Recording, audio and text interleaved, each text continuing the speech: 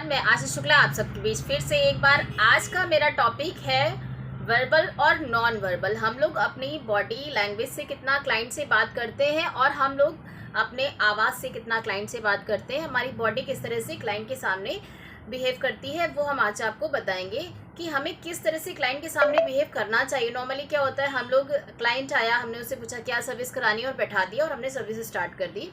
And उस बीच में हम लोग क्या है, जैसे फर्स्ट क्लाइंट है तो बहुत अच्छे से अटेंड किया, सेकंड क्लाइंट है बहुत अच्छे से अटेंड किया, लेकिन हमारा लास्ट आते आते हमारी बॉडी की एनर्जी खत्म हो जाती है। लेकिन ऐसा नहीं करना चाहिए।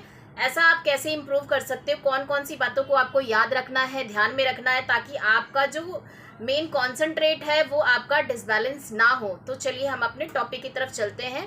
पहले मैं आपको ये बता देती हूँ कि हमारी बॉडी और हमारा वॉइस किस लेवल तक काम करता है। हमारा जो बॉडी लैंग्वेज है, हमारा जो बोलने का तरीका है, हमारा जो बताने का तरीका है, वे ऑफ पोस्चर है, आई कांटेक्ट है, ये सब मिला करके 65% हमारा जो बॉडी है ये क्लाइंट से बात करता है, क्लाइंट को अट्रैक्ट करता है। एंड हमारा जो बोलने का तरीका है, हम किस वे में बात करते हैं, ये मेन सिर्फ 35% ही हम लोग क्लाइंट से उस तरह से कांटेक्ट में आते हैं। अब हम अपने टॉपिक की तरफ चलते हैं। हम आपको बताते हैं कि वो 65% हम लोग किस तरह से क्लाइंट को अट्रैक्ट कर सकते हैं।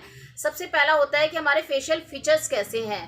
फेशियल फीचर्स फेशियल फीचर्स से मतलब ये होता है कि हम लोग बात करते समय क्लाइंट को कितना ज़्यादा हम सामने से कितना हम लोग बात करते समय, अगर हम लोग बहुत एक्साइटेड होकर बात करते हैं तो हमारा हाथ भी चलता है, हमारी आंखें भी चलती हैं, हमारा फेस भी चलता है, हेड भी चलता है, और हम लोग उसी वे में क्लाइंट को समझाते हैं तो हमें समझ में भी आता है और क्लाइंट भी बहुत अट्रैक्ट होकर हमारी बात को सुनता है। तो हमारा जो फेशियल फीचर है ये बहुत मेन इंपॉर्टेंट करता है। एंड सेकंड हमारा वॉइस टोन सबसे मेन होता है। वॉइस टोन, हम किस टोन में क्लाइंट से बात कर रहे हैं। अगर हम कभी कदर क्या होता है, ऑफिस में कुछ हो गया, कोई ऐसा छोटी छोटी चीज़ें लगी रहती हैं, अगर वो हमारा सारा वो फ्रस्ट्रेशन हमारा अगर क्लाइंट के सामने दिखेगा तो हमारी सर्विस को कभी नहीं लेगा। उसको क्या पता कि तुम्हारे साथ क्या पीछे हुआ है।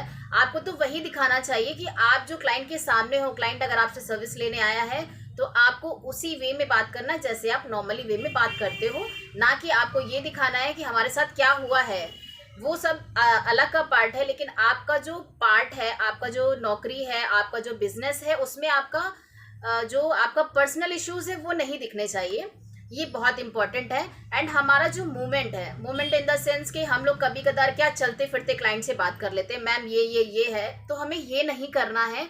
हमें क्लाइंट को बैठा के इत्मीनान से बैठाना है, उनकी प्रॉब्लम को समझना है, उनकी कंसर्न को समझना है, उनको क्या सर्विसेज चाहिए उसको समझना है। देन हम क्लाइंट को सर्विसेज रिकमेंड करेंगे और उनकी बातों को समझेंगे। एंड अपीयरेंस कैसा है, अपीयरेंस से हमें ये समझ में आता है कि अपीयरेंस जैसे हम जो क्लाइंट को बता रहे हैं, क्लाइंट को जो दिखा रहे हैं, जब कभी कभार क्लाइंट को इतना नॉलेज नहीं होता है, जैसे कोई भी सर्विसेज लेने के लिए, लाइक हेयर सर्विसेज कोई भी लेने आया, केमिकल सर्विसेज है, छोटा सा हेयर कट अगर लेने आता तो कभी इधर कुछ क्लाइंट को नहीं पता होता है, तो हमें अपीयरेंस ऐसा देना चाहिए। फेक कमिटमेंट नहीं करना है। हमारा अपीयरेंस ऐसा होना चाहिए कि क्लाइंट को समझ में आए कि वो क्या सर्विसेज लेने आए हैं और उनको हमने क्या सर्विसेज प्रोवाइड करी है। सबसे मेन चीज़ तो ये है। लोग फेक प्रोमिसेस इतने कर लेते हैं लेकिन वो उस सर्विसेज को उन तक उस तरह से डिलीवर नहीं कर पाते, तो क्या होता है, हमारा क्लाइंट के साथ में फेथ टूट जाता है, फिर वो आपके पास दोबारा नहीं आएगा। ये करने के लिए हम लोग वो जो सर्विसेज हम लोग प्रोवाइड करने जा रहे हैं, हमें उतना ही एक्सप्लेन करना जितना हम उनको सेटिस्फेक्शन दे सकते हैं।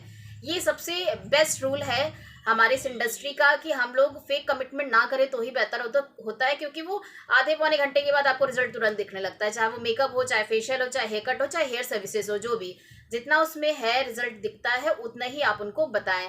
दूसरा होता है गेस्चर पोस्चर। गेस्चर पोस्चर से क्या होता है कि आप किस वे में, जो आपका प्रोडक्ट है, प्रोडक्ट का सबसे पहले आपको प्रोडक्ट का नॉलेज होना चाहिए और आपका बॉडी लैंग्वेज और आपका पोस्चर बिल्कुल ठीक होना चाहिए।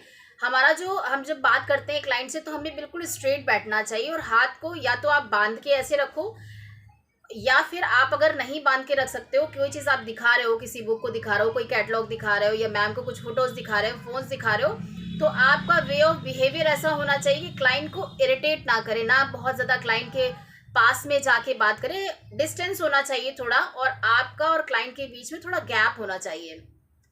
बैठने का तरीका ऐसा होना चाहिए कि क्लाइंट को डिस्टर्ब ना करे, ना कि उनके पैर में बार बार आपका पैर लग रहा है, या फिर आप उनको बात वो कर रहे हैं, इंटरप्ट आप बीच में कर रहे हो, लाइक वो अपना ब्राइडल बुक कराने आए हैं, ब्राइडल बुक कराने जो आता है उसके मन में बहुत सारे क्वेश्चंस होते हैं, हमें ये कराना, हमें वो कराना। तो पहले आप ध्यान से क्लाइंट की बात को सुने, फिर अपनी जो भी आपको बताना है अपने प्रोडक्ट के बारे में, अपने मेकअप के बारे में, अपने फेशियल के बारे में, हेयर के बारे में, हेयर से ट्रीटमेंट के बारे में, जो भी आपको एक्सप्लेन करना है, पहले आप क्लाइंट का पूरा कंसर्न सुने, उनका प्रॉब्लम सुने, उनको जो चाहिए एक्सपेक्टेशन है वो पूरा सुने।